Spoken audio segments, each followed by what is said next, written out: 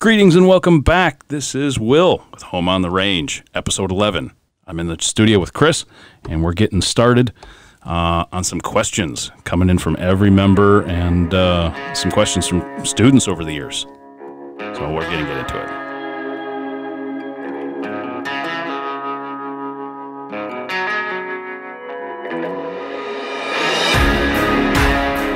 Welcome to Home on the Range, the official podcast of 1881 Ranch, bringing you the latest on the products, topics, and techniques for the shooting, hunting, and adventure lifestyles. Here is your host, tactical deployment of small arms expert and 1881 Ranch Director, Will Egbert Jr.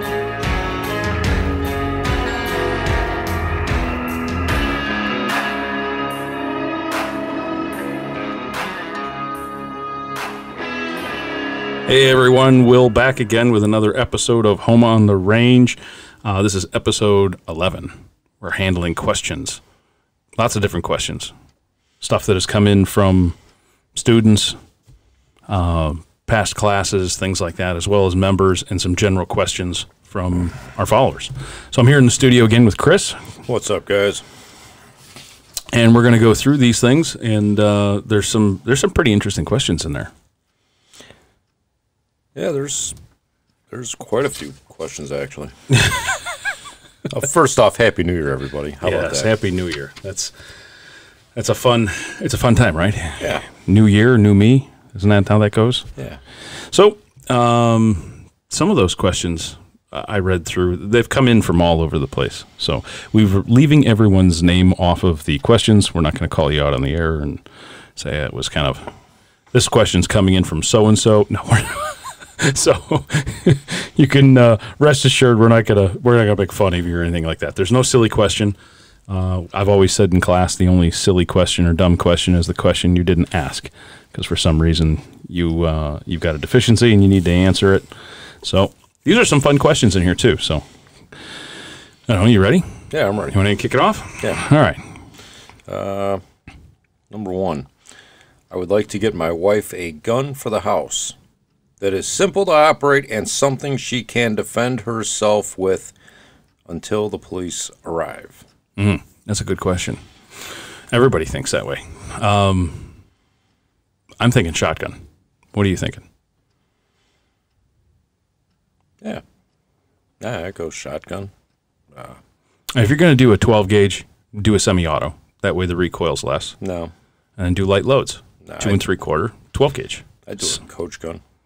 Well, that's kind of where I was going, was the Remington TAC, TAC 13? No. Why not? I'm going old school. Oh, you're going hammer and lock, baby. Kaboom! Yeah, I want a double barrel. That's what I want. No, I want something I want something that's small, makes some noise, and's got no recoil for. Number seven bird shot. You're not going to tear up the house. I mean, you're going to tear a hole in the drywall, but you're not going to be, there's no over penetration with that. That's where I would go. It's easy to operate. She doesn't have to be a master of the universe. She doesn't have to manage recoil. Put a light on the end of it, and that way she can light up the hallway and, basically post on the hallway or close the door, turn the flashlight on. You'll see that light coming out from underneath the doorway. No one's walking down that hallway. At least I can't imagine you. I got a shotgun, get out of here. Yeah, but you see stupid people doing stupid things, They'll always do that. Yeah, All I would, shotgun. Definitely shotgun. I go with a pump, though. I wouldn't go with an auto. Yeah. Well, that racking, the FBI did that study a long time ago, and that's still probably one of the worst sounds that a home invader can hear is the racking of a pump action shotgun. But I definitely would not recommend a semi-automatic. I think I'd probably go revolver because it's pretty simple, unless she's a shooter. If she's active on the range or whatever, I'd most definitely put a flashlight on. Whatever it is, I put a flashlight on it. Well, I think the first question you got to ask yourself is, how much do you like your wife? Oh, you're in one of those moods, aren't you? You just want to beat the poor girl up. Could this be an ex-wife? I don't know. Future ex-wife? Oh man, that's mean. All right, what else we got? What is your favorite barrel length for an AR-15 and why? All right, well, my new favorite right now is an 11.5. Why? Oh, you're getting an extra almost 30% in dwell time. It's cleaning up the action, reliability. You're getting a little bit more in muzzle velocity. So if you're going to go short barrel, I like that. Otherwise, a 16-inch barrel is hard to beat. Just all general, all purpose. But I'd have to say the guns that I've been building have all been 11.5-inch barrel. I like the 10 and a quarter, or 10.5, but there's reliability issues with that because of dwell time and gas bleed off and stuff like that. So that's my vote. All right. What is your favorite pistol for concealed carry? Something that goes bang every time. Okay. I don't know. I carry a lot of different guns. So high point. What do you like? Yeah, yeet cannon. Yeet cannon. I'm going for the yeet cannon. One of them yeet cannons. Yes. Oh yes, with 2 mags. I don't know. I typically carry a Glock type platform, even though everyone thinks I hate a Glock. I hate Glocks.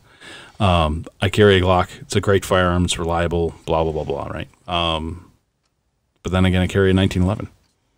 So I think it just goes with whatever's comfortable for you. What caliber Glock you carry? Oh, 9.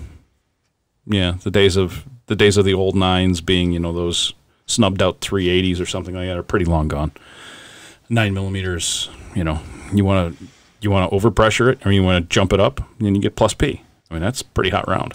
The rounds I'm shooting right now are, I think the 9 millimeter rounds that are in my gun right now are 1,500 feet a second. You carry a 380 at all? I've never, but I played with that. I played with that idea with the SIG. SIG's got those little 1911s. I don't know what they're called. No. I'm old. I got a 380 Walther PPK. Oh yeah. And wasn't that called a 9 millimeter Kurtz? Yeah. I carried it for the first time a little while back, and I actually forgot I had that gun on me. Oh yeah, because I'm so used to carrying that. That monstrosity, yeah. And but I like that smaller gun. It's a little bit more. Yeah, and with modern 380 rounds, I mean, it's nice. I mean, it's definitely lethal, especially if you practice some good target acquisition or round placement. Let's see. What do you have a really special collectible firearm? Oh, I did. What? I had to sell it. What? Pay for doctor's bills. What? It was an H&K PSG-1 before they enacted the ban. So it had, all the, both sets of magazines, the tripod, the light, the battery inside. It was a phenomenal. I mean, you needed a porter to carry the thing around. A gun bearer? Yes, a gun bearer. Yes. Yeah, a wheelbarrow and a little small boy. Hey, boy, get over here with my gun. And it was son. Yeah.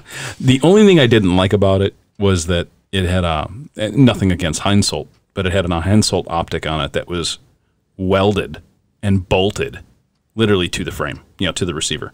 And it would have been okay if it didn't have such fine crosshairs in it that you would lose it. You would lose the crosshairs constantly. And that's the only thing that drove me nuts. But other than that, I love the gun. It was wickedly accurate and fun to shoot, but I had to get rid of it. So what's your other collectible firearm that you still own? I don't think I own a collectible firearm. I know a couple guys that have got some, high-end Boss shotguns. And, oh. Well, I guess you count the family collection. Yeah, what's the family collection? We got Napoleon's first general's dueling pistols. French government still wants to whack my dad over that. I think I called him 4 or 5 times, sent him letters and everything. We want those guns back. My dad basically said, pound sand, they're mine. I bought them fair and square. If you wanted them, you knew where they were. You could have bought them. But they're really cool. Damascus, tooling pistols. And we should post some pictures of them. Oh, yeah. All right. I'll do that this week. Yeah. Those were... My dad's been around, and he's collected a lot. We got a couple old World War II Walthers and things like that, P38s and stuff that are really unique to look at because they got like old Bakelite handles on them and stuff, and the machining is completely different. It's all hand lapped and finished, so those are cool. We got a 303 Enfield that's one of the first rifles that I started on a bolt action, and it's some sort of weird sniper configuration with a free floated barrel. It looks like a sporter, but it's not. It's got a three lug adapter on the front of it and a weird sighting system, and it's an Enfield, and it's a beauty to shoot, but that's collectible. But now, the other thing that stands out is that the dueling pistols. Those are kind of fun, just because they had such a great story with them too. You'll have to post some pictures of those. I will. I know everybody would like to see that. What do I got that would be collectible? You've got a couple weird things floating around from what's his name? I don't know. I got a. You got a python? You got one of the first run pythons? No. Oh. No, I had a python, sold it. I had a bunch of crazy stuff for a while, and I got rid of most of it. Yeah, I wish I would have known that stuff would have been collectible, because I wouldn't have shot it. All my snakes have been shot, right? And they've been used. And the boxes are, they've been bounced around the basement and stuff like that. It's like, well, now that I look at it, it's like, oh shit. But no one's got a crystal ball. What do I got that I like? I got a 338 Win Mag. Oh, nice round. Yeah. Dangerous game gun. That's fun. Didn't I see something in there about a hunting rifle or something? No, that was about the 6.8 and the 300. No, I thought there was a hunting rifle question in there. Oh, we'll get to it. All right. What do you use for a hunting rifle? What do you like? I used to just rely on a 308. That was my platform, because it didn't kick like a Right. Tennessee mule, and I knew the ballistics and I could lob them in 400, 500, 600 yards. And did it have a lot of energy? No, but you're not making a shot on a grizzly bear at 600 yards. So it was underpowered for that. But for the most, everything else in North America, 308 did great. But I've always had a 300 Win Mag, and I think that's probably my 30-06. You can go anywhere and find a box of 30-06, a gas station in, Alabama or something. You'll Wyoming. Wyoming. Perfect. Mm-hmm. Yeah, right. But no, 300 Win Mag is my go-to. I got to say that's my all-around North American rifle. I like the 30-06. Do you? Yeah, I am a firm believer in that round. It's still a very viable round. Still very viable, especially for North America. Well, 30-06 was actually developed, and it was sent to Africa with Teddy Roosevelt. Really? Yes, it was. It had like 6 or 7 of those guns built, and I think there were a few of them that were chambered in 30-06, and that was a round that don't hang me on this, but I think it was Winchester that said that's suitable for African game, and he took a lot of animals with that cartridge. Plains game animals. Yep, a lot of it. All right. Would you like to do one of them plains safaris? Well, I'd love to. I mean, with the gun bearers, the cooks, and everybody. No, I like carrying my own guns. The cooks, yeah, definitely. The cooks and horseback out there. Nah. I mean, like I'm a truck guy. A real Roosevelt hunt. Come on, think about it. Yeah, if it's a real Roosevelt hunt, we're going on elephants and mules and stuff. That I would do in a heartbeat. Yeah. Oh yeah, in a heartbeat. Get typhoid and come home. Oh yeah. Yellow fever and all that. Take a ship or go overseas. A steamship. A steamer, baby, the right way. Steamer, like Indiana Jones. All right, what else we got there? Hey, Will, I heard rumors you went vegan. Oh, my God. Tell me it isn't so. Sell out. No, I didn't go vegan. I just clean out my body from time to time and lay off the meat. And eating vegan is, just a nice way to, kind of get some of the arthritis back out of your body. Can you just call it eating dirt? I mean, that's basically what it is. You're dirt. It's just eating plants, dude. It's just... Well, here, if you understand anything about dairy's an inflammatory, and most people can't digest it. We're the only creature in the world that drinks another animal's milk. So that being said, some people can handle it, some people can't.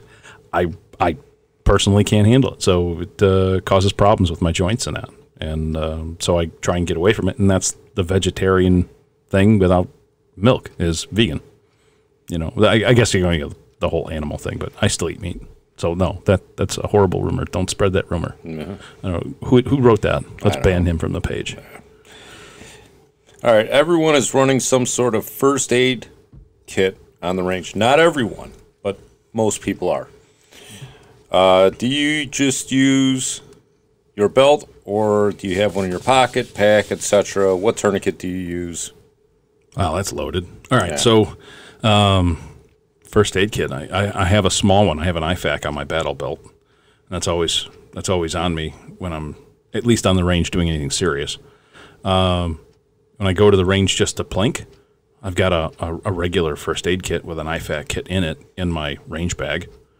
But as far as tourniquet goes, I talked about this before. I don't feel qualified running a tourniquet. I mean, I will. I know how to operate it. I mean, it's pretty simple. You got to cut off the pressure until the beating stops in the appendage. But I use a rat's tourniquet. I use the rubber band. I think it's the simplest. It's the easiest to get moving quick, and I can tighten it down like a you-know-what. And I don't know. You don't really have to stage it or anything, and it's small. It's lightweight, and chances are I'm never really going to use it.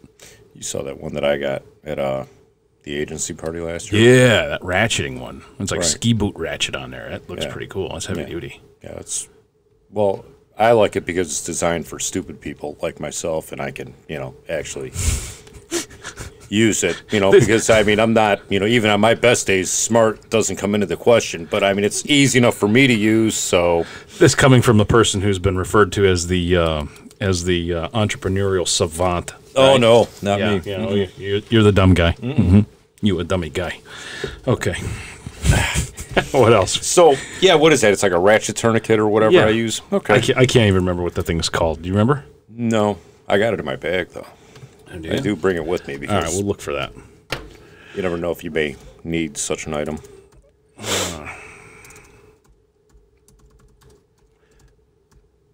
What else we got there? All right. Well, I'm This looking may for sound that. dumb. Yeah. What is the one item that you never go to the range without? I can tell you what I have gone to the range without, and I will never go to the range without it ever again. What? Ammunition. I think we've all done that.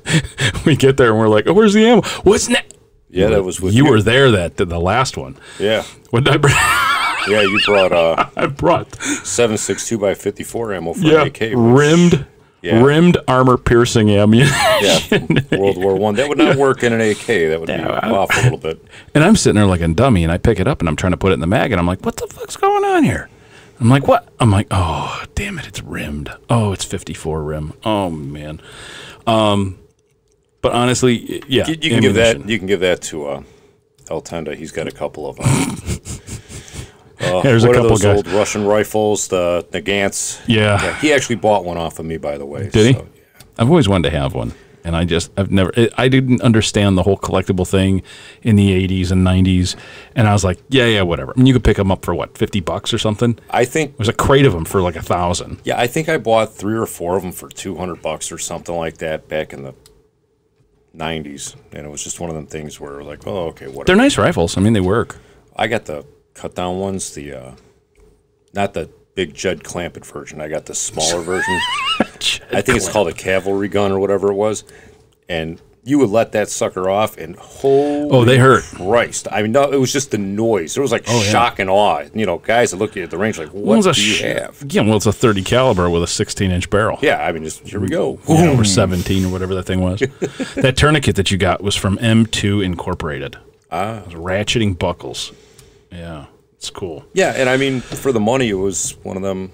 Okay, yeah, I want it because Gotta have it. I just didn't do it. I mean, the Nazi rifles, the Korean and the Chinese and all. I just didn't. It wasn't me.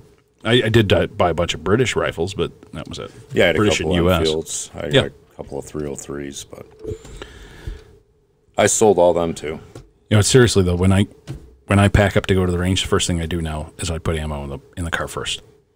And I know it sounds silly, but that's that. And I also make sure that I have my eye protection, and that's that. Yeah, I guess it's all of it, right? So one thing you don't ever targets.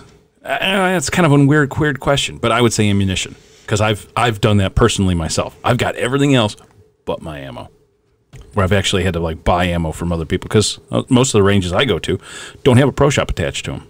Yeah, That's why when you and I started talking about this thing, the ranch has got to have a pro shop. yeah. Because I really don't want to be lugging the ammo, and I think that's a really cool added benefit. So even if you do forget it, It's there. I mean, it's just going to be range ammo. You're not going to find anything, overly crazy. We can order, though, if they do want. Well, yeah, you want a case of Black Hills, whatever. Whatever. I don't care. We'll get as much of it as you want. Yeah. All right. What else? All right. Regarding the pond at the ranch, will this be suitable for fly casting? For instance, will there be enough back cast area without hitting trees? Yes, that's easy to answer. Okay. Yeah. I like fly fishing, so I'm going to make sure that we've got at least, half the area set aside so we wouldn't bump into anyone or have access to any trees like that. All right. Next question. I just bought a used AR-15, and it has a ready mag on the side of the receiver. What are your thoughts on this device? Should I get rid of it and run mag couplers or stay plain? Yeah, and those were baller back in the day. You had a ready mag on your gun, and you could actually run it. Like you could manipulate it. Yeah. Thank you. It was baller because you didn't really, and for law enforcement, you didn't have to carry anything in your vest. You could stay really thin. And that was back in, early 2000s when we were all we looked like little Sherman tanks. We had so much crap on us. But I kind of like the ready mag system. I still have a gun with one of those on there, an old M4 Knights Armament M4. And I don't know. I like it. I don't know. It's I don't run one now. I think I just kept that one as a nostalgic piece that I built, and I carried one while I was on the SWAT team. That's what I had, a ready mag on my gun. But you gotta have to train for it. That's a totally different platform than just because you got to put your hand on the gun, on the second magazine. So when you hit that mag release, the magazine's going to come out of the firearm, and it's going to come out of that ready mag holder in a heartbeat. So you've got to be pulling the ready mag out and switching it over, and so it's a totally different reload. So in today's day and age, I'd say dump it. If you're just building a fun rifle, keep it and let it sit off to the side. It's fun. It's novelty. All right, next question. Best EDC pistol in your opinion? Oh, we get a lot of these. Something that you can effectively shoot good groups with, instinctively fast. I don't care what it is. That's about the easiest one. I think I just did one of those with the last podcast with the EDC stuff. So I think I go into a little more detail with it, but that's basically it. I don't care if your pinky's hanging off of it or it's on the gun or whatever. Some people can shoot micros, I can't. I don't like them. Next question. Will there be housing at the ranch or extended stay cabins where someone can spend multiple days there without pitching a tent? I just remember the man cow thing about pitching a tent or a teepee in my pants. What a bozo. We've talked about that several times, putting teeny houses on the property and that, and I think that's gonna stay. As far as homes and that, we'll have to see. In phase one, there's no plans to have homes there, but then again, that could change. That's a good idea because that's not the first time that's come up, is it? Didn't our other friend said something about that? Yeah, he'd rather have a home on the property. So I don't know. That could be something. All right. You have a favorite AR-15 manufacturer? Myself. I have to say, outside of my own guns, I don't know, Arrow, Bravo. I don't really have a favorite. I do. Do you? Yeah. Which one? I like Daniel Defense. Oh, yes. I think they make one hell of a fucking rifle. Oop, I swore. I have to agree with you. Yeah. Like if someone was going to say who's the top end of off the shelf? Yeah. Yeah, Daniel. He's got it down. There's a lot of great companies out there. Mm-hmm. Oh yeah, a Battle Arms Development, BCM. And, BCM. Those guys are Triarch and everyone else. PWS. They all make great rifles, but I don't know. I kind of like yourself. I'm kind of partial to Marty and his follow through on a product line. His attention to detail shows. Yeah. After listening to the photography podcast, you didn't really say what you were shooting with now. What is the new hotness in the Pelican cases? Also, do you carry a camera with you in the vehicle day to day? I do. It's called my iPhone. I think the iPhone has killed the point and shoot or the DSLR for the most part. I'm still, I shoot Canon now. I used to have a whole big set of Nikon, you know, all the high end Nikon glass, all the bodies, blah blah blah blah. And then I switched over to Canon because I got into that deal with Canon North America and wanted to make sure that, you know, continuity was there with their brand and that stuff going forward. And then they ultimately decided to change gears right in the middle of that. So now I'm stuck with all this Canon equipment. I like it. It's fine, but it's not as technical and as sharp of an image as Nikon. But the new hotness, I'd have to say that new phase camera. I don't have one yet, but that new phase camera, the XF, that's whew, it's 150 megapixels, and each megapixel's huge, and it's gorgeous. I've shot with them on landscape photography projects before, and they're awesome. But what's something like that cost? I don't know, 60 grand. Oh, that's all? Yeah, it's paltriness. I mean, come on.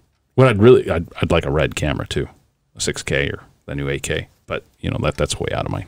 What's something like that cost? Oh, they're 100 grand, 150 grand for a camera.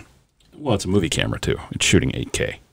You know, you want to go up against what's his name, the big director with The Hobbit. It's just the Peter Jackson, or you know, that's what you're talking about. But anyway, that's what's still in my cases. I'm still rocking a 5D Mark III. I think it's all in post production now. You know, so all the heavy lifting is done on the computer. Get a nice clean flat image and call it a day. Okay. I love the episode where you talked about your Defender. I'm looking to buy one of the last models used. Is there anything that I should look out for when buying? Yeah, all of it. Excessive rust, oxidation, corrosion, whatever you want to call it. And then there's also electrolysis, because that truck is bolted steel to aluminum. So the electrolysis you can't stop with paint. That's a chemical reaction or an elemental reaction. So I don't know. Hey, if you've got, if it's going to be a hobby truck, go for it. You know, just make sure it doesn't have an excessive, amount of leaks and stuff like that. Transmission, differentials, things like that leak like a sieve on those trucks because they're still using paper gaskets. You can put silicone gaskets on them, but you're talking about trying to get two different style of porcelain plates to line up. There's too many holes and it's not right. There's too much movement in the truck. But I'd be really careful with that. I'd spend a lot of time. The message boards are probably way more educating than my comment would be. Well, I will put this out there. The last Defender that they did bring into the country is for sale right now. It's up for auction. Oh, really? Yeah, I think. Wait, what, like $100,000 for the damn thing? You're not even in the same zip code. Come on. This is a 90. I mean, come on. What are you?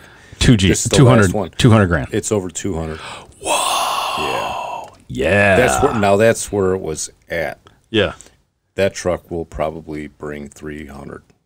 That's silliness. No. That's silliness. I know. No. But with the new Defender coming in, that's what caused that truck to go back up. Because a couple of years ago, they were like junk. No. That truck, since 99 or 2000, has done nothing but go up in value. Yeah, but it hit the bottom a little while ago. I was offered quite a bit of money for my truck. And silliness, I didn't take it. Right. I could have bought another one and built another one for less money. But no, it hit rock bottom, dude. You can pick them up all day long for $25,000. They were right back to retail. Well, now that they started the rumors about the new Defender coming back, and now that it is actually there, yeah, I think that jumped up its value incredibly. But hey, good luck to you, dude, with that used Defender purchase. Send us some pictures. Yeah, please send us some pictures. Let me live vicariously through you with your purchase of said item. Yeah, take a couple pictures of the undercarriage, real nice and clean ones. Send them to me, and I'll tell you what I think if you need the help. My wife and daughter would like to use the ranch as well. Will there be a way they can be involved with shooting too? Well, yes, this is a family range, so that's not an issue. Women's classes, there'll be a women's range. As far as the daughter goes, most definitely. We're not age discriminating. It's a family thing. So, mom and dad, you're in charge, and if you need help, there's an RSO on hand. We could get an Eddie the Eagle class out there, I'm sure, too. Oh, yeah. There's, if the NRA is still in business when this... well, yeah. if not, there's Appleseed Foundation. We've been talking about a lot of that stuff. Yeah. So, yeah, we've got definitely a lot of programs, for kids. Or for the children, to get them into the shooting sports. There's a new one I saw the other day on Guns and Ammo TV. I thought it was Guns and Ammo TV. I don't know. But they're doing a lot of educational, educational teams. So high school and college teams, elementary school, all the way up to college for trap and skeet. And it's really getting huge. So we'll probably do a little bit of that as well. Well, think about it. Yeah. And you see a little girl that took like 4th in the world, Mm-hmm. or 4th in the nation. She's like 13 years old and like a twig. I mean, you don't need a whole lot of body mass to make that thing work. No. It's about timing and leads and trigger control. That's it. And then on top of it, you're getting kids involved in something that is... Well, it's not on an electronic device, and it's... Right. They're actually outside doing something. And it teaches them responsibility, too, because, I mean, it is a firearm. Yeah. So there's protocols with everything. So that's good. But, yes, you're most definitely. Bring your wife and daughter. You know, when I think of people that I would want my children hanging around with, you think about your clown neighbors or whoever else is out there, and then you've got your old-timers at the track branch. I mean... Yeah. You know, I'd rather have the kids at the trap range with the old timers there because you know they ain't going to get in any trouble there because they'll beat their. Mm-hmm. Yeah. Yeah. Keep them silly. What else we got? Hey, will there be any hunting trips sponsored or put together at the ranch? I really like hunting, but live in the city and don't know anyone to go with. Yeah. I don't see why not. I mean, I'll probably still put together at least 2 or 3 hunts a year. You? I mean, it's a pretty simple thing. Yeah, I mean, we could put all you have to trip. I would say 1. Yeah, I'll email put a star next to that. And I'll email him back and get him on the roster. But yeah, I think we'll do like an annual boar hunt definitely, and then we'll do an out west trip, and then maybe something a little more crazy every other year or something like that, like caribou or something. We should do a trip every 2 years somewhere. Yeah, definitely a big blowout trip where guys can save their money and. Put it together just like in one of the adventure photography classes. But, We could do one of them yak hunts or whatever it is up above the frost line in Canada. Mm-hmm. Yeah, that sounds like fun. Snowmobiles for like 3 days. Yeah. To wind up Bring your electric underwear and your solar panel. Yeah. Yeah. Be trapped on some piece of ice that shifts off into the North Pole. Count me in. Yeah. I'll have to hit the beacon. I'll have to hit the beacon button and get yelled at. Yeah. All you see is white. You made us come to the hospital in Canada. They'll never find us. It'll just be I'll just dead start, out at sea. Yeah, row your iceberg. All right, what's next? I adjusted this question. What AR-15 magazines are the best? I think there's like several that are really good. Give me the top 3. I don't know. Give me your top 3. I'll give you my top 3. Okay. I'm thinking Bravo Company mags because they're still they're current issue GI mags, and I like a metal mag. They're sprayed in and out with Teflon, so that in my mind it's got Magpul followers, Gen 3 followers or Gen 4, whatever that is. Then I would have to say a Magpul mag, only because the Magpul mags kind of stick in some of the anodizing guns that are anodized, and some of the tighter tolerance lowers have problems with the Magpul just dropping free sometimes. And then I have to say Lancer or X-Mag. X-Mag.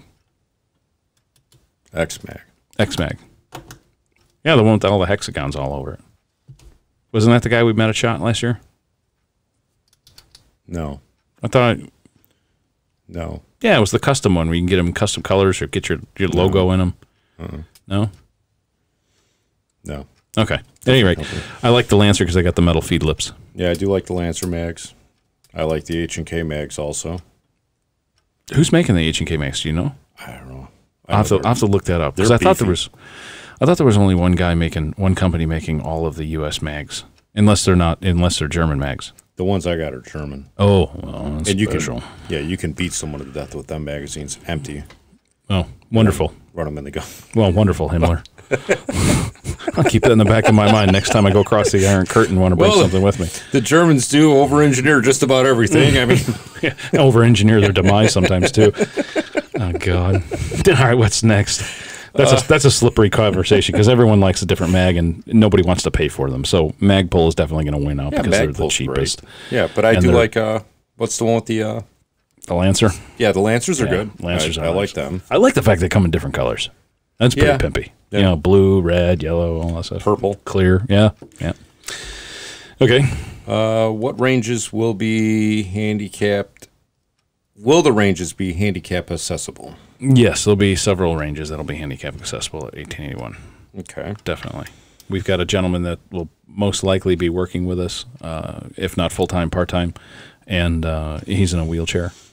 And he's a great young guy, local, and we want him to be able to enjoy it, and we want a lot of other people to enjoy it too. So we'll make those accommodations. I see on the website that you support veterans. Any thoughts on working with the county VSO for hiring people? Yeah, we started that. Yeah, we started working with the gentleman who was running the VSO in the county there in Indiana. What's VSO for those of us that are not? A Veteran Service Office. Okay. Okay, that's if you got problems with the Veterans Organization, the VA, things like that, they'll help you put your paperwork in order and get things filed and things like that. Programs, healthcare, that sort of thing. It's a good spot. It's a good set of resource, especially for people with limitations or somebody that needs just a little jump start, that type of thing. So we started talking with them right away. As soon as we put foot on the ground in that county. That's where we went. So, yes. Okay. Short answer, yes. All right. Next question. Do you have a truck gun? What is it? I sold my truck gun. I think, no, I have a truck gun. No, I don't. Scratch that. It's not, well, I don't know. Here, a truck gun. What is it? What is it to you? Is it 5.56 or is it pistol caliber? 300 blackout, 5.56, or pistol caliber? I'll ask you this question. For a truck gun, what would you? I'm thinking like an AK underneath the floorboards, Yeah, I'm thinking heavy caliber. So I don't have a truck gun anymore. I used to. I had a 5.56 that I built, with Vulture Equipment Works. It was a high-end Gucci gun, and it was only a 9-inch barrel. And then a pistol build, of course. And then I built a 300. Yeah, I built the 300 too. I sold those. So right now I'm without a truck gun. But I got my Scorpion, my beloved Scorpion. But that's 9mm. So, right. But yeah, that's my truck gun. All right. If I live in Florida, can I become a member on the ranch? Will there be out-of-state discounts? Yes, you can be a member. Okay. And unfortunately, no, there's no discount. Okay. Because most everybody at the ranch, well, over 50% of everyone right now is out of state. They're Illinois or Wisconsin or Michigan. So that kind of would be unfair. Next. Let's see. Have you ever had to shoot someone? While on duty. Okay. Yeah, we're not talking about that. What instructors? Here, let me say this so that no one goes freaking crazy or weird on me. No, I have not had to shoot anybody on duty. All right, but I'm not good. Yeah, that's kind of. There you go. That's enough of that. That's a weird question. What instructors will you have come out to the ranch and teach? Many. Yeah, I mean, good Lord, if you have any suggestions, please send them to me. I mean, we got Red Frog that we're looking at. Of course, Pat McNamara and Kyle Lamb and Travis. There's a ton of instructors that we're looking at, talking with, and there's a lot of guys coming out of the service too. Yeah, and there's other people that aren't per se in the shooting industry. We're also looking at other courses. Well, yeah, that's a good point classes, too. With the terrain park, we do have professional drivers who may be doing 1-day clinics, 2-day clinics. There's a lot of different people that we're looking at right now. Yeah. So, if you have any questions though, or have any suggestions, please send them to me, and we'll look into them. But right now, it's we've got Red Frog, we've got Bear Solutions. Who's the other? Kyle Lamb, of course. Travis Haley. There's a ton of guys. We're trying to get that stuff hammered down for 2021. Schedules fill up pretty quick, so we're already into 2021 because we just. We don't know where our schedules are for 2020. So, okay. How long will the engineer terrain run be? Will the obstacles that can hurt my vehicle, will it be open in the wintertime? Okay. Yeah, it's open year round. I don't have to worry about that. As far as how long, I think he means, how long in distance, like a mile or 400 feet or something like that. At least that's what I read into it.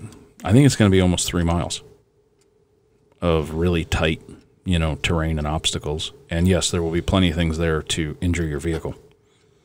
There'll be also plenty of things to go on that won't injure your vehicle. But just like, you drive home at night and you run into a tree, you're going to hurt your vehicle. Don't run into a tree.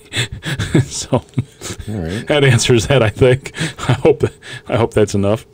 Hey everyone, I recently retired from the Marines and was wondering if you guys will be posting jobs soon.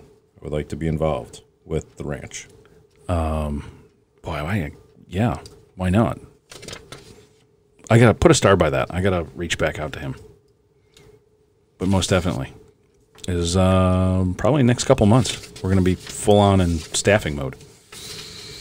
We'd love to have you aboard, man. We won't hold it against you that you were in the Marines. I got a lot of buddies that are Marines. We always make that joke, like you hear it from the Army guys, you hear it from the Air Force guys. They give the Marines a little bit of a hard shot, and they're like, and you just see the tension start to build. You're like, oh God, I don't want to be around for this. Next question. This question is for Will and Chris. What's your favorite breakfast?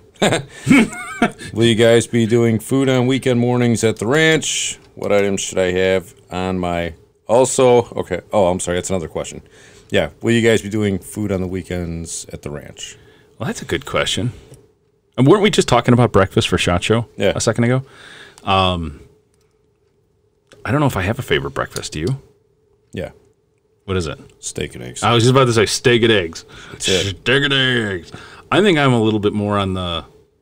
I don't know. I really like soft scrambled eggs and bacon.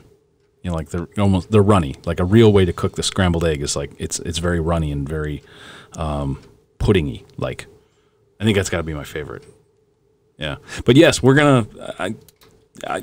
I've got this vision in my mind. Early on a Saturday morning, I'm gonna be in the kitchen fixing myself and most of my employees breakfast, and that's when we're gonna have our little powwow for what's going on for the day and things like that. So, you get to the ranch early enough, you'll probably have a hot meal. I like that. Maybe we should write that down there, event director. Write that down. That's a good thing.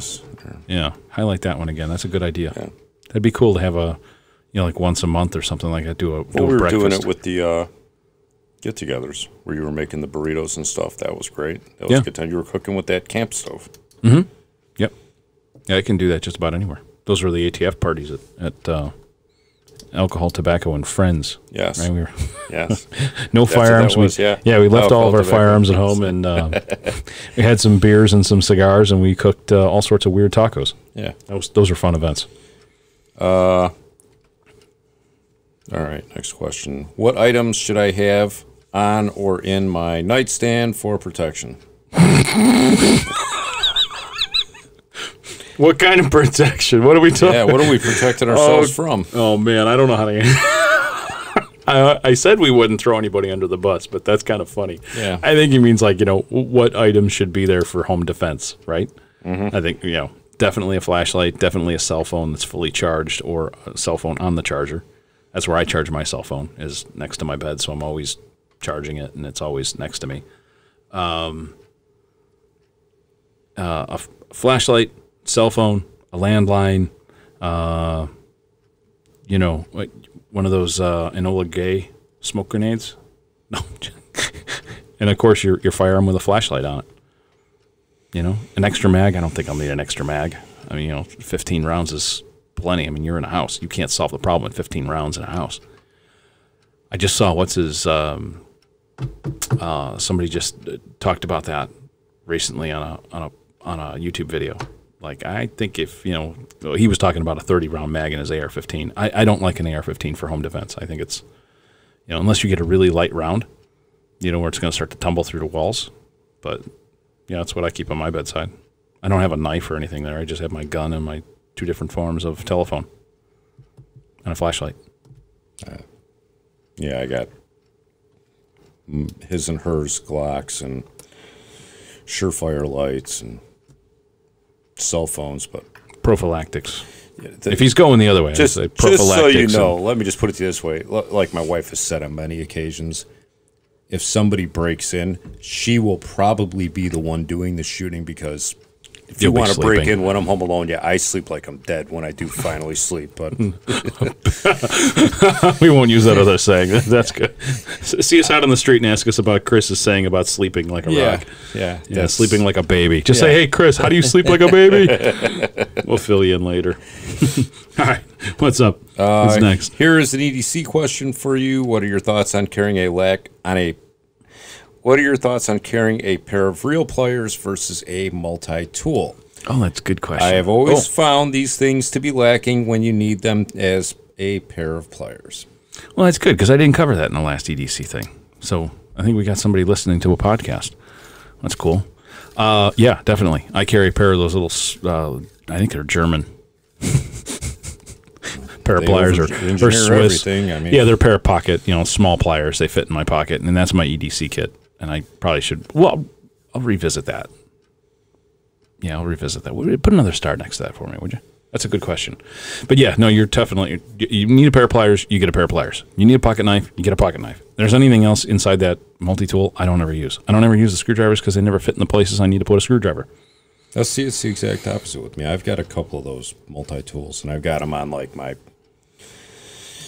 that battle belt or whatever it is, warfighter belt. The thing with all the mag pouches, I've got one on there too, and I've used them a few times. And the screwdrivers? Yeah, really? Yeah, the actual tools. Yeah, and I'm not very mechanical, but I have used that stuff. Okay. But as far as pliers and that, I don't know. Outside of tightening a screw on my holster, that's about it. That's all I've used a multi-tool for. I don't find myself in places where I only have my multi-tool. I've usually got a toolbox or tools in my truck. Me too. Something that... Yeah. There's always a tool roll in the back seat. There's something better... than a multi-tool. Right, than a multi-tool. Yeah. If I ever get in that kind of situation, well... But I like that. He's thinking out of the box. Yeah. Because not too many guys, when on the true EDC dumps a while back, you'd always see some guys with, like, a small pair of pliers. And they work better. And I agree with him, yeah. Definitely. Rock on. Yeah. Good for thinking out of the box. Yeah, but I get a good pair of pliers. Yeah. Don't, Yeah, no garbage, flea market quality. Yeah, no, definitely not.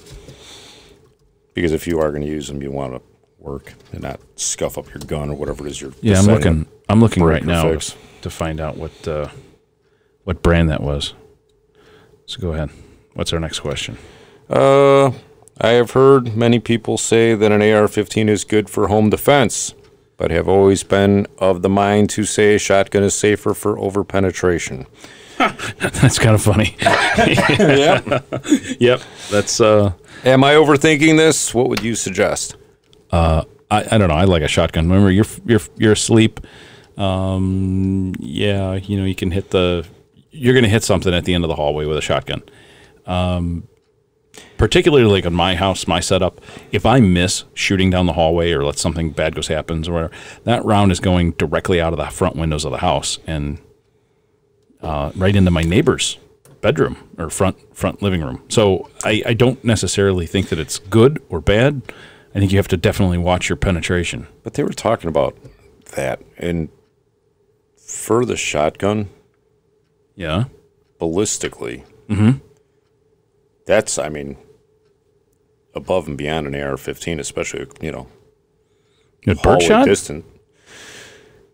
What do you mean, does more damage? Yeah, you're looking ballistically at something that's up and above and beyond an AR-15 at, Yeah.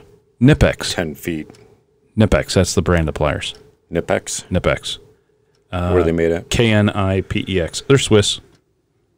Okay. The Swiss. Yeah. Germany doesn't make any? Nah, these are the Swiss. German would be better, I'm sure. What the pancake? Come get the pancake. Put a bong in the blintz. Does H&K make a pair? Come on. I'm sure they put their name on it. I'm pretty sure it's Nipex. All right. So, yeah, no, I always go with shotgun. But then again, I want to be able to hand it off to my wife, and she can shoot an M4 on the range, but I wouldn't trust her to run around the kids with an M4. But that's just me. Plus, I wouldn't want her to pop me with that thing. Yeah. I'm sure a thought's been running through her head for quite some time now. They do think that way sometimes. Yeah. I apologize to any ladies out there that are listening. Yeah. That's the dynamic, right? Yeah. I didn't write the book. I just read it. Men Are From Mars, right? I just read it. I didn't read it. I didn't write it. All right, what's next? How did 1881 Ranch come to be, and what was your inspiration for the old style or name? I don't know. I think just everybody. Sorry if you already covered this. Oh, yeah. I think it's just everyone wants to be a cowboy. Everyone really does. And when you see it in movies, again, you see it in lifestyle. I don't know. I grew up in Montana, spending the summers out there with my dad, and I loved it. I don't know. It's just something that feels right to me. So it harks back to a time when you could walk into a bar, and if you got into an argument with somebody, I'm not going to, get online and start, mincing words. I'm going to take you out in the street, and we're gonna settle this like morons. That's all. I mean, that's kind of it. It was a cool time in my history and my upbringing. So that's about it. All right, hey guys, I'm looking to take more advanced firearms courses and would like to know what you think should be the next step or who to teach it. Okay. A quality, reputable instructor. Doesn't matter how many classes he's taught. I think it's just a quality person. I wouldn't base it on the number of likes or friends that a person has based on social media. I would take a look at the big picture and say, what's his background? And, his or her background. Right. And I would look at their reviews. And I wouldn't go with the reviews. That's just me. Keep going. I want more than a pedigree. I want somebody that can relay the information to me. I want I want a teacher that can say, the reason why you're doing this way is because it works in this situation, or you're doing this wrong. And I don't want to hear, well, you're doing it wrong just because you're doing it wrong. I want to hear, you're overthinking what you're doing. You need to try it this way. See if this works. I want somebody who can actually relay the information to me versus just barking commands.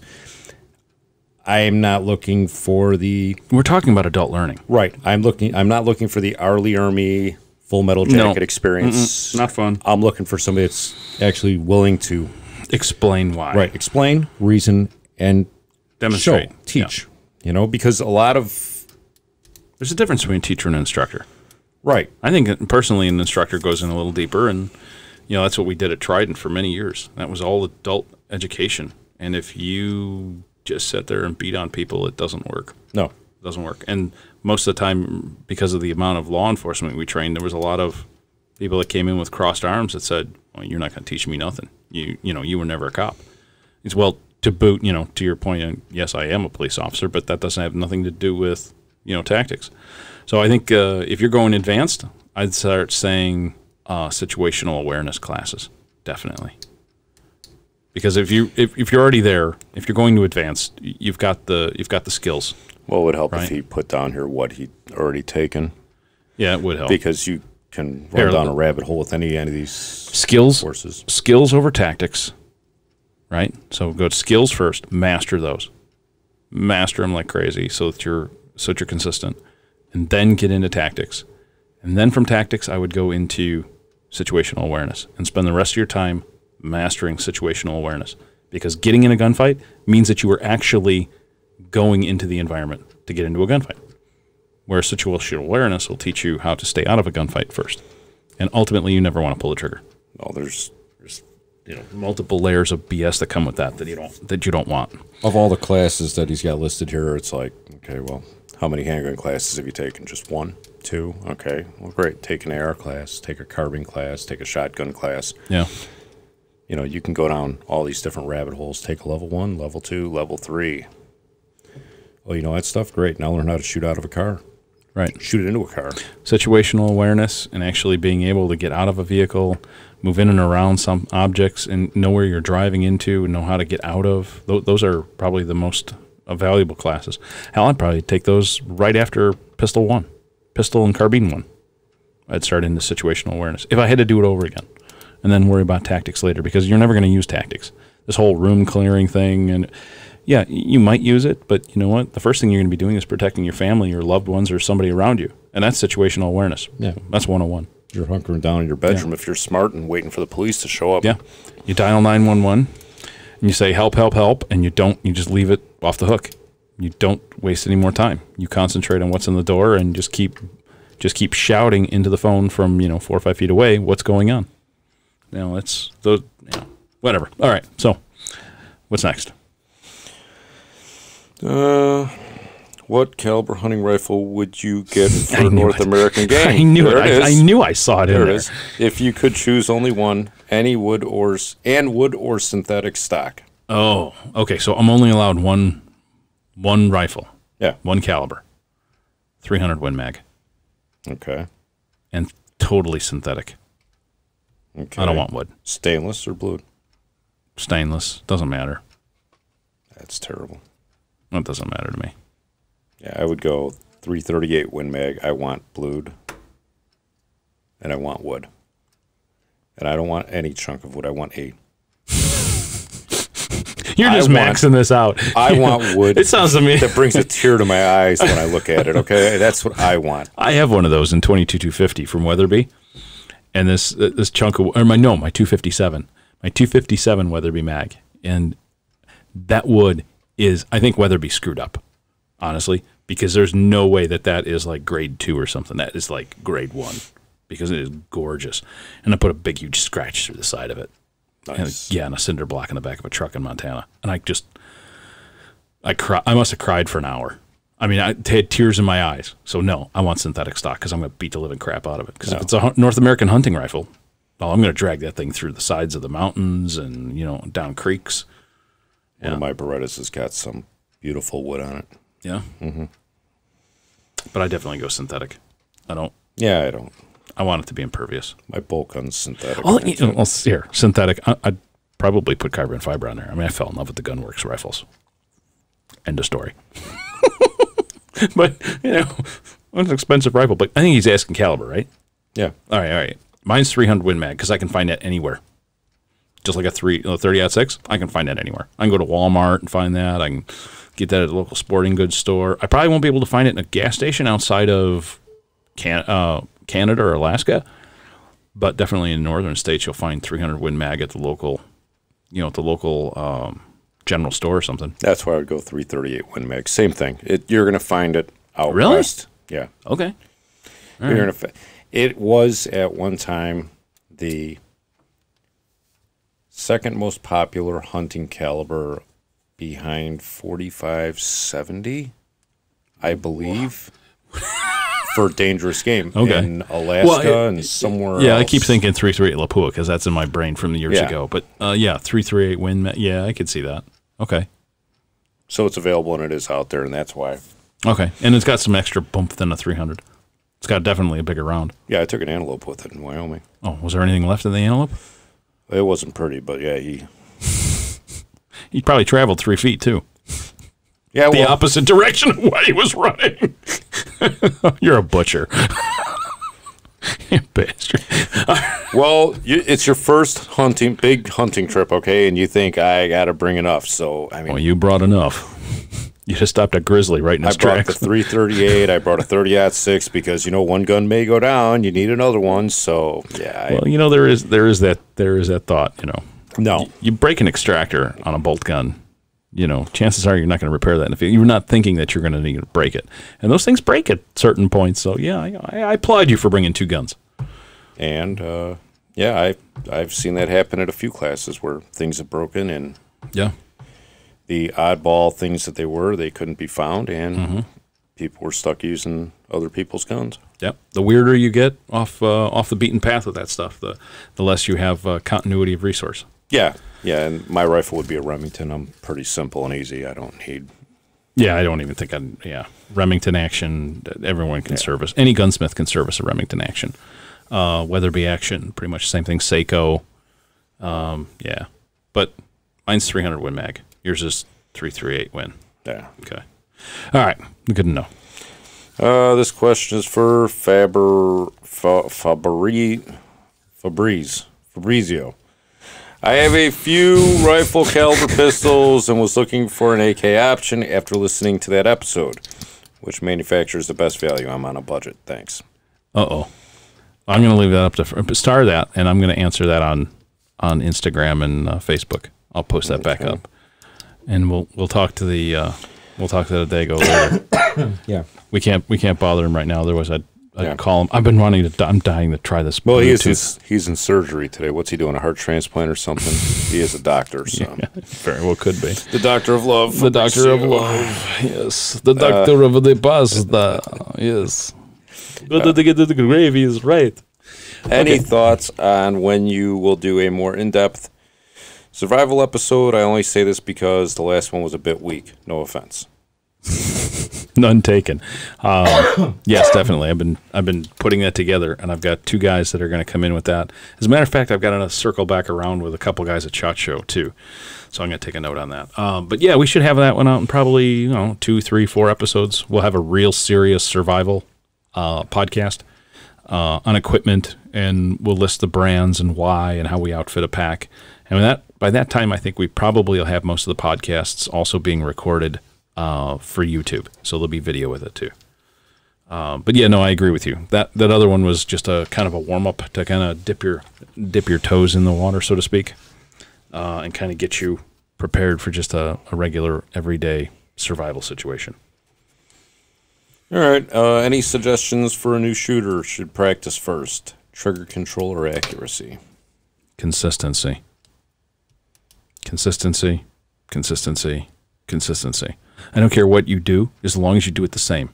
Like if you screw up and shoot, low left, I want all your rounds to go low left. I'll fix the rest later, or you can fix the rest later.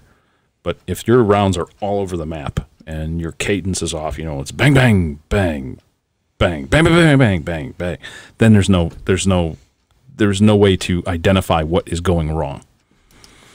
So, consistency. Work on consistency first. If you're a new shooter, looking back, and I've been shooting for a little while, not that I'm really any good at it, but I would definitely. Yeah, I don't even know why I hired you. You can't hit the broadside of a barn. No, I'm a terrible shooter. Absolutely terrible. I would recommend take a entry-level shooting class. I wouldn't go with anybody I would just, go to like a dare I say an NRA class. I mean, yeah, go to an NRA class. They spend a lot of time on the fundamentals. Yeah, spend some time on the fundamentals. It's easier for you to learn right the first time versus having somebody try to come back and clean up your mistakes. Because when you're doing it by yourself, or you're with, somebody's friend of a friend of a friend who, goes out and shoots once every 18 months, whether he needs to or not, you're not going to gain as much knowledge. Mm-hmm. If you get with an NRA class or whatever, they can at least answer questions on that subject. When they look at your target, they're going to say, okay, you're doing this wrong, you're doing that wrong, or work on this, work on that. And you got to remember, when someone says you're doing it wrong, you're doing it wrong. So fix it. Don't. There's no emotion in this. Right. You're trying to get a skill. You're trying to develop a set of skills that take most people half a lifetime to master. Right. So don't get frustrated and don't get emotional about it. If somebody says, "Hey, you're doing it wrong. This is how to fix it," then you owe it to yourself, because you're paying for that, to fix it and try it. If you're learning how to weld, if you're a new welder, you don't yell at the instructor for teaching you how to weld. He's trying to teach you how to do it the right way, or at least his way, which you can do it your way. Yeah, it's better than your way at this minute. So right. Definitely. I used to hate that in class. That would really drive me nuts when people would do that, and they'd take it all emotionally. I'm like, look, you're doing it wrong. You're doing this or doing that. And even like at the classes and that, if somebody would say, try it this way, well, then try it that way. What is the worst thing that's going to come out of it? You're spending money to take a class with this guy. He's saying to try it this way. Try it. You can always go back to your way of doing things. Sure. But if it works, even if it doesn't, you can Why argue? build something off of it, I guess. I don't know. Good point. When will Vulture Equipment Works be back up and operational? I really want a Cholera Mark III. Yeah, that's a good question. I'm hoping here in the next 4 to 6 months. I've got plans to bring another Cholera out, and this will be a Mark. I don't know if it's going to be in the Mark series, because the Mark series I might keep as the U.S. version. But for many years, I've had people say, I love the knife, I want the knife, but I can't afford it. So, Benchmade's made overseas. I found out who's making most of their stuff, and it's a good builder, and it's verified steel. And I thought about that. That would be a cost point item, a price point item. In the interim of bringing the shop back up online for the U.S. The U.S. products, but I'm thinking about 6 months before I can get the shop back up and operational, because we're kind of in the transition of building the new facility. So, unfortunately, I don't really have an answer for him. I'm hoping 6 months you'll be able to order a new Cholera. Don't quote me on that. No. That's a depressing question. I'm so sorry. It's depressing, especially to me. All right, go ahead. Should I run a 300 blackout or just jump ship and embrace the 6.8 now? Plus, what do you see in the benefits of 6.8 over the beloved 300 blackout? I am getting so sick of building new guns, I just need one. Ha ha, ha ha ha ha. What's he laughing at? I don't know. Probably you. Oh no, I think he's sick of building guns. Oh. He's sick of building new guns. Oh, yes. Oh, yeah. Yeah, I'm sure you are. I don't know. What do you think? I mean, a 6.8 is... I don't have either or. It's a 270, and it's the most widely used, deer rifle. When you talk to real deer hunters, they're mule deer and antelope and things like that. 270 is like that's a hot spot for them. It's got good performance. 6.8 SPC is what the Army is fielding right now. Special purpose cartridge. You're getting a lot more thump at 700 yards than 500 with M855 at 500 yards. You got another couple hundred feet a second, plus more energy. 300 blackout, I think, tops out around 500 for effective ballistic. Now, don't quote me on that one. I don't know, but I seem to think that 6.8 is going to be the next wave in modern warfare, just because there's a lot of money behind it. I mean, there's a ton of money behind it, and everyone's screaming for it, right? And 300 blackout cartridges, and yeah, they're already developing all that stuff. Although I like 300 blackout, so I know it depends on what you're going to use it for. If you're 200 yards and in, and you want to go suppressed, 300 blackout all day long, baby. Dunk, dunk, dunk, dunk, dunk. If you're thinking about building a modern rifle and kind of protecting yourself going forward, like future-proofing yourself, if you will, I'd do 6.8. But then again, there's such little going on right now for 6.8. It'd be like, by the time everyone gets done with their new platform optimized. Speaking of optimized, did you see the new Surefire bolt? It's got a counterweight in it. Oh, yeah. The dwell time increases. So that bolt goes back to the rear. It goes further into the firearm, into the receiver, and it sits there longer. So it gives you a lot more time to pick up that next round and aid in reliability. So there's not that chance of short stroking and picking up an extra or ramming another one on top, because there's not enough time for the the spent cartridge to come out, the spent casing to come out, and the next one to be fed in, and that there's. So I don't know. I'd probably stay where you're at, 6.8. There's going to be a lot more developments in the next 3 years. So let it work its way out. Stick with 300 blackout. How many people can shoot 700 yards with an infantry rifle? Where you can go shoot. So I'd stick with 300 blackout. It's probably more expensive though, isn't it? Yeah, I'm more of a 5.56 guy. Well, he's looking to spend a bunch of money here. So yeah. God bless you. Good luck with that. Yeah. Well, then maybe 6.8. Build I don't both. know. I can't answer that. build both. Yeah, build both and Do it. Don't cry. Don't be afraid. Just spend it. Yeah. Keep your 300. build a 6.8, Yeah. embrace the suck. Yeah. There you go. Spend that money. Done. Why don't you like Glocks, Will? Oh, there's that question again. Why does everybody think I have problems with Glocks? But then again, I've got a curse. I'm a shit magnet. So there have been people that have shot 1 million rounds through their Glock and never had a failure. I've shot 10,000 rounds or 5,000 rounds through a couple Glocks and had nothing but problems. And that's from Gen 1, Gen 2, Gen 3. Now, I think at Gen 5, most of those kinks have been worked out. I mean, I used to have magazines mushroom. The D10 on the magazine, it would mushroom, and I get like pop, pop, pop, boom, and the mag would hit the ground. It'd literally come out of the gun. Can you imagine that? 4 rounds into a gunfight and your magazine's sitting on the ground? If I didn't already soil myself, I think I'd definitely be, I'd have problems. Let's say that. So I don't necessarily hate Glocks. I carry a Glock 19. You remember that the Void Comp gun I built for myself at Vulture? I carried that one for 2 years. I like it. My other guns are built off of Glock parts, so it's fine. I don't hate Glocks. What special things do you bring on a deer hunt? What model bow do you shoot, or are you a rifle guy?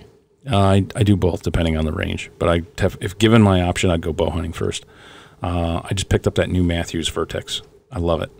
But then again, I probably spend about 10 years before I buy a new bow. So this was my new bow, and of course, I buy the new Vertex, and what do they do 6 months later? They release the new, whatever that new one is. And It's funny how that works, right? yeah, and I just dumped a bunch of money on this new bow, and it's already out of date. Special things, I got to tell you, there's one special thing that I'm going to bring on my hunts from now on that have anything to do with bows or tree stands or any of that stuff, and that's a psionic system that masks your scent. It's an active thing. You put it's a little carbon filter. You put it on there, and it puts it on your backpack, and it blows your scent. And it's an ozone killer, right? So it kills your scent. Literally, you could be standing in front of a deer, and if you're not moving, he ain't gonna smell you. All right. It's really cool. So that's my one special thing. If outside of some really fresh estrus or whatever. Oh yeah. I mean, like milked that day. You can't do that, but you know what I'm saying. I have a question for the event director, Chris. What events are you working on that is centered around cooking events? My wife found this portion of the club very interesting. Will there be actual cooking classes Or just demonstrations. Well, I don't know. That's actually a pretty good question. At this time, we were just planning on doing demonstrations, I guess you would call it, Yeah. via online or, YouTube and all that. I think as soon as we get the kitchen up and operational, we start doing some, the grill is going to be big enough. You could probably fit 4 people behind it, no problem. Right. And then 4 people put something on, and then another 4 people will, do prep work, and then they'll switch in the second phase, and we'll feed each other. We do FDA. Yeah, the FDA thing is the only thing that we got to make sure we're within. Yeah, we got to be careful with that. But yeah, as long as we can do that with a. Yeah, I don't see why we couldn't. Yeah, I don't see why we couldn't do that. That sounds great. A little bit of wine pairing. There's some great wines in the area between northern Indiana and southern Michigan, well, all the way up to northern Michigan. Really, there's some good local wines. Oh yeah. Mm-hmm. Yeah. What else we got? That's it. Whoa. Yeah. Oh hell, we that took about an hour. Mm-hmm. Oh, all right. Well, guys, that was a good first start. If you guys have anything else to send to us, Chris or Fabrizio or whoever, we'll get messages to them or whatever. Let's send them in emails. You can reach us at membership@1881ranch.com and just put in the subject line, question for Will or question for Chris, and we'll put it on. We'll start collecting questions again and send them to us, and we'll do another episode like this in the next 8 episodes, 6 episodes, something like that.